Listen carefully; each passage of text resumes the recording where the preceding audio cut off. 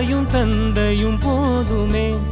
ஊரில் உள்ள தெய்வம் எல்லாம் எங்கள் வீட்டில் வாழுமே.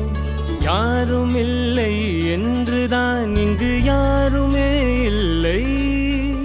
ஆதி பகவன் வீட்டிலே என்றும் அன்பு கேதல்லை.